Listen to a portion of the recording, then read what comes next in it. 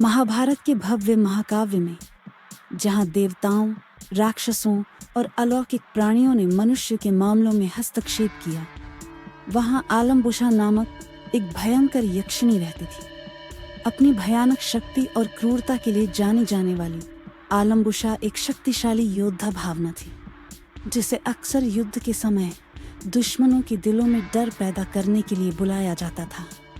उसकी निष्ठा अंधेरे की ताकतों के साथ थी और वह युद्ध के मैदानों में आई अराजकता और विनाश का आनंद लेती थी। जैसे ही कुरुक्षेत्र का महान युद्ध शुरू हुआ, कौरवों और पांडवों को हस्तिनापुर के सिंहासन के लिए एक घातक संघर्ष में बंद कर दिया गया। कौरवों ने हर संभव लाभ की तलाश की।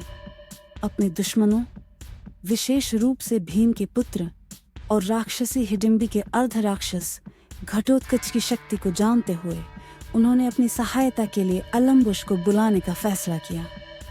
कौरवों के नेता दुर्योधन का मानना था कि उनकी अलौकिक शक्तियां युद्ध के ज्वार को उनके पक्ष में करने में मदद करेंगी।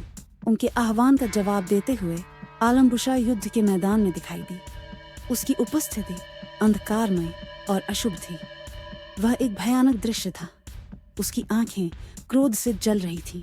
उसके बाल जंगली तूफान की तरह बह रहे थे और उसकी आवाज गिरने वालों के रोने से गूंज रही थी। उसके आने के साथ आसमान में अंधेरा हो गया और हवा आसन्न कयामत की भावना के साथ घनी हो गई। आलम्बुसा का कार्य स्पष्ट था। कौरव सेनाओं पर कहर बरपा रहे पांडवों के अपने दुर्जय योद्धा घटोत्कच का सामना करना और उन्हें मारना। आलम्बुसा और घटोत्कच के बीच की लड़ाई केवल शारीरिक शक्ति का टकराव नहीं था, बल्कि उनकी अलौकिक शक्तियों का टकराव भी था। जैसे ही दोनों युद्ध के मैदान में मिले, उन्होंने अपनी भयानक क्षमताओं को उजागर किया। आलम्बुसा ने काले बादलों, बिजली और तूफानों का आह्वान किया और घटोत्कच पर पूरी ताकत से विजय प्राप्त करने का प्रयास किया। लेकिन घटोत्कच, जो आधा राक्षस था और जादुई शक्तियों से संपन्न था, कोई साधारण प्रतिद्वंद्वी नहीं था। उन्होंने अपने दम पर आलम्बुसा के हमलों का मुकाबला किया, भ्रम पैदा किया, छल पैदा किया और उसे पीछे धकेलने के लिए अपनी अपार शक्ति का उपयोग किया। लड़ाई जारी रही, जिसमें कोई भी पक्ष 1 इंच भी देने को तैयार नहीं था। उनके प्रहारों से पृथ्वी कांप उठी और उनके टकराव के प्रकोप से आकाश रोशन हो गया। आलम्बुसा अपने काले स्वभाव से प्रेरित होकर अपने मिशन को पूरा करने के लिए दृढ़ संकल्प के साथ अथक आक्रामकता के साथ लड़ी।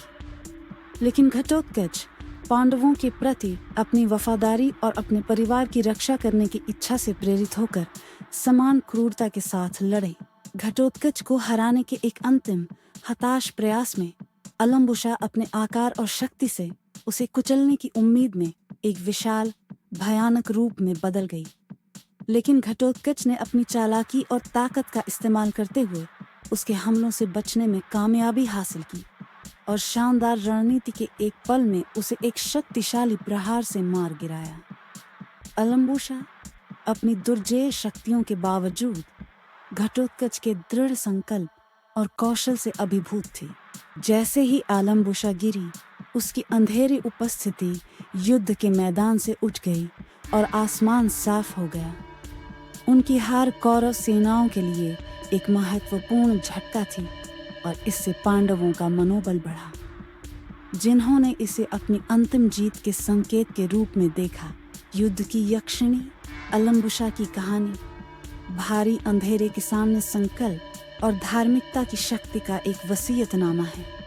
जबकि उन्होंने युद्ध की विनाशकारी ताकतों को मूर्त रूप दिया, घटोत्कच के हाथों उनकी हार ने बुराई पर अच्छाई की जीत को उजागर किया, जो महाभारत के महाकाव्य में एक केंद्रीय विषय है।